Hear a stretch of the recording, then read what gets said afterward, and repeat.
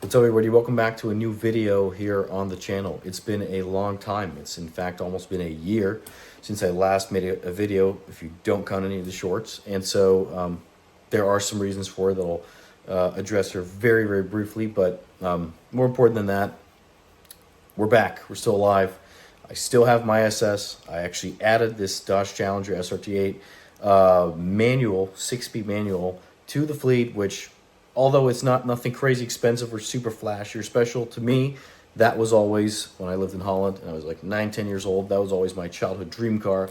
It was the absolute closest that you could get, and still is, in my opinion, to the holy grail of, you know, the 70s Challengers, Barracudas, whatnot, without having to fork out 100 grand for a nice example. Plus it has AC and it's a little bit faster, obviously. So super grateful and happy that I was able to get that in what I think it's been about 2 years since I've lived in this country. So that's awesome. Super stoked about that. Be prepared to see videos with that car in the very near future as well. And obviously more content with the SS. Now, aside from the fact that, you know, business and some personal reasons kept me very busy and I had to be very proactive on a couple of different things. The main reason for the lack of content also, guys, is that I was not able to drive my Challenger for a while, so it didn't really make sense to make any content, even though I will be showing it to you guys very soon in a separate video. Issues with the title and plate because I'm new to the country. And then the second thing is that, you know, in regards to the SS, obviously now that I moved from a house with a 2-car garage to a townhouse with a 1-car garage, despite the house itself being an upgrade, I can't really work on my garage space in the HOA. I worked on my wife's car, on her Honda. We already tried this. They almost towed us away, just working on her car, swapping out the brakes. So those are some of the reasons, blah, blah, blah. Without that further ado, let's get into the video where you'll see me in a different location, okay, which is super exciting, where I can work on my cars 24/7, have access to a lift, and, you know, it's going to make for some great content. I'm very pumped about it, very excited. So let's watch the video, guys, and thank you for being here. It's almost 12:30 at night right now, and I was able to get myself into a place where I'm able to work on my car 24/7 and have access to a lift. Now, I don't want to reveal my SS yet in the background, but let me show you around this place so you kind of get an idea of what we have here. People storing their cars also. GMC dragster right here.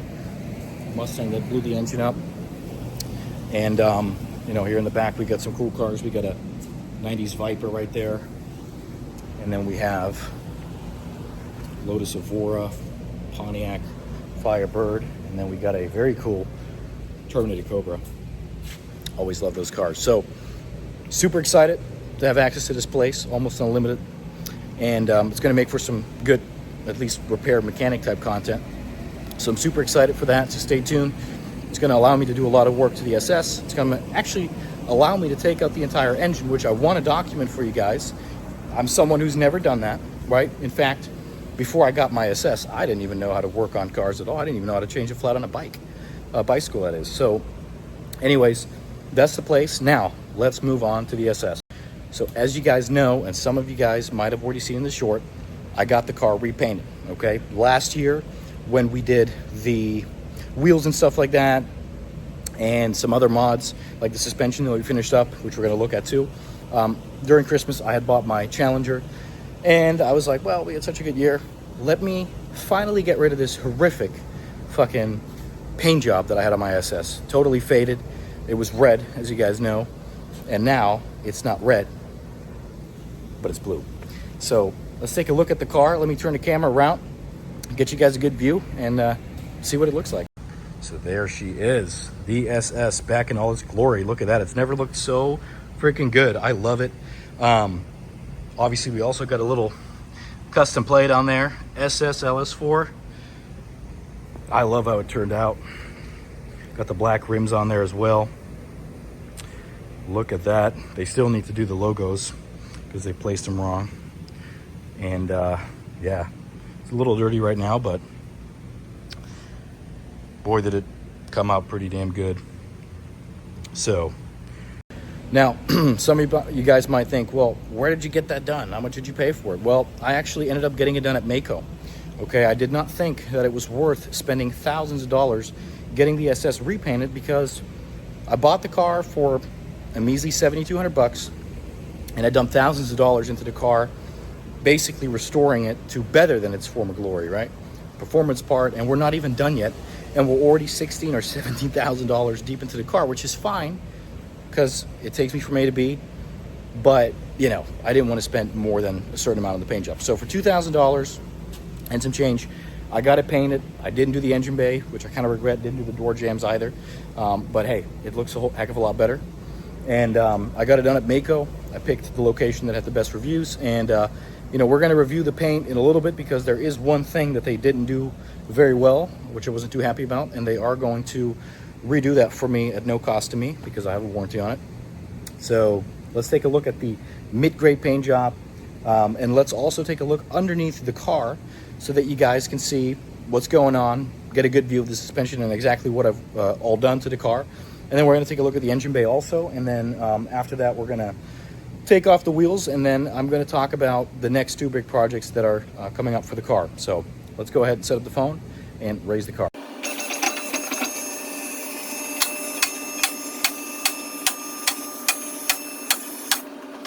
All right, guys, so I got a pretty good light here so we can kind of take a look at everything. So these are the new wheels. I got some new cheap, they're not special tires or anything by any means. The new drag rims that I got for the car on there. And behind that, we can see the new rotors on as well. The old caliper still, new pads, but we're gonna change those for the Cadillac Brembos. And then the paint, what an eyesore. This is what they messed up. They never properly prepped the bottom of the car, and on both sides now the paint is already letting loose. It's chipping away. I called them, they're going to redo it, thank God. But other than that, the paint itself came out pretty good. Metallic sparkle. I think it looks better than the original paint, but then again, I've never seen that in good shape. Now let's take a look underneath the car because we have to talk about the power steering. All right, guys, so as you can see, the car itself, if we really go all the way to the back here to start with the whatever I've done in suspension, we can see the trailing arms from ZZP right there. We can see the rear sway bar, the thicker one that is, going in there.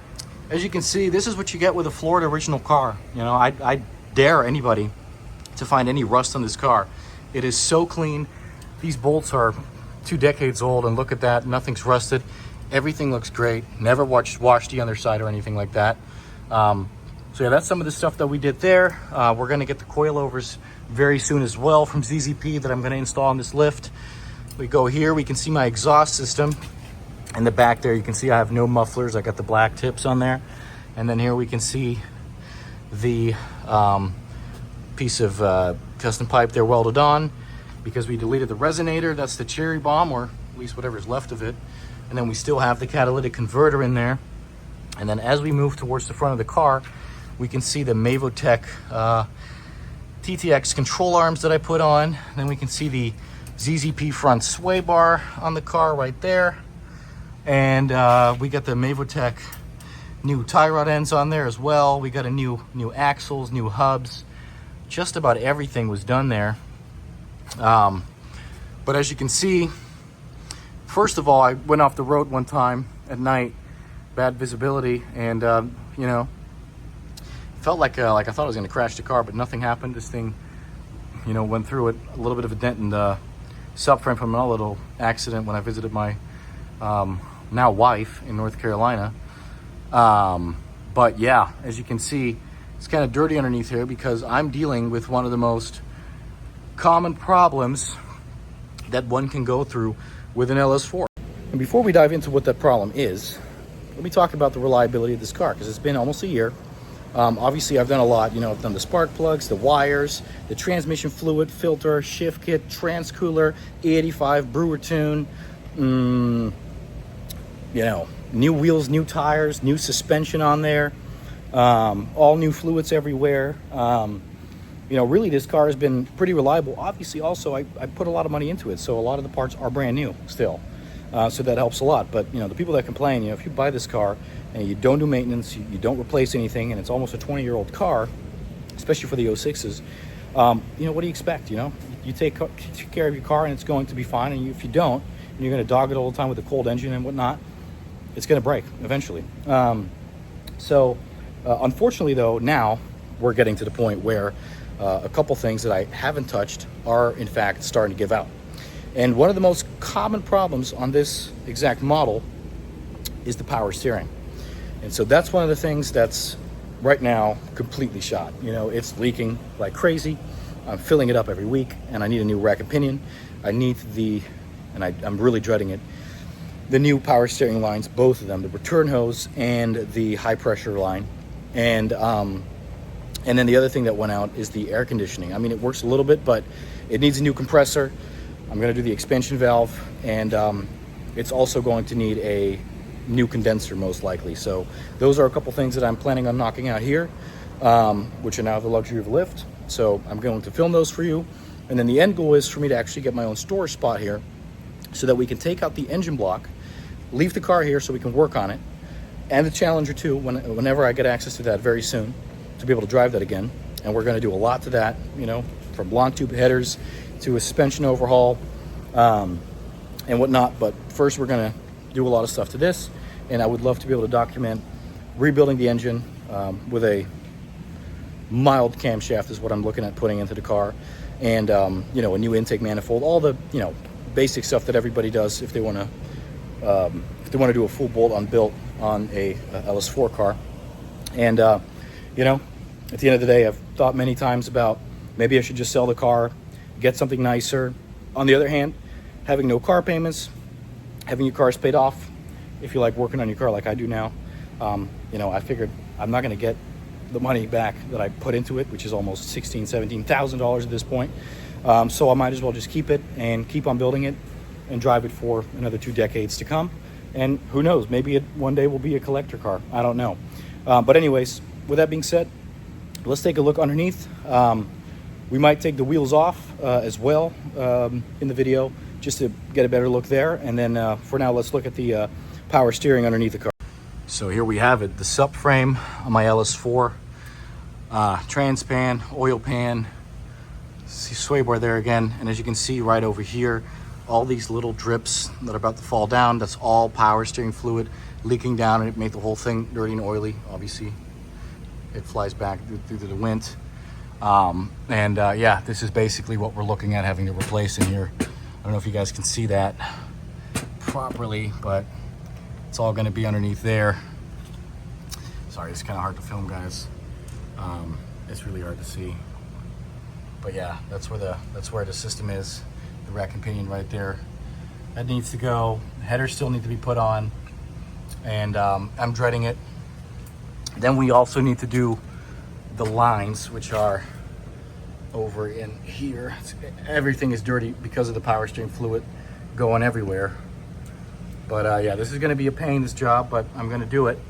And then the other thing that we also have to do, it's kind of hard to see, is obviously the compressor. So now that we saw all that with the power steering there, obviously the compressor is going to be a little bit hard to see. I'm going to lower the car down, and then we're going to look under the hood and before we end the video, and show you guys what's going on underneath there. Let's take a quick look here underneath the hood with some good lighting. Cleaned it up a little bit recently, so a little dusty in here. You know, I guess not much new to see here, but yeah, we're gonna have to take out that compressor down there, and then obviously we're gonna have to take out this pulley and power steering pump right over there, reservoir, these horrible lines that go God knows where, and then the expansion valve there in the back. A lot of stuff that we got to do, guys, but you know, might as well just finish it now. Headers are gonna have to go in, but we got a place to work on the car now, and that's all that mattered to me. So stay tuned. Before we end the video, if you guys thought that all that was it, we still have this seat left in the interior too, and we got to put in a navigation system into the car, and we got to do the sunroof and the visors because the sunroof never fully closed.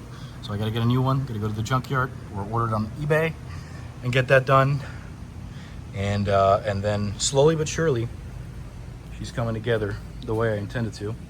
I'm going to finish it the way that I intended to. So that's a wrap, guys. Thank you guys for watching. If you liked the video and you aren't subscribed already, please subscribe to my YouTube channel. If you have any questions, comments, let me know, and I'll try to answer those or make a separate video about it. And with that being said, there's an update, and I hope to see you guys very soon in the next video and many more videos to come. Thank you.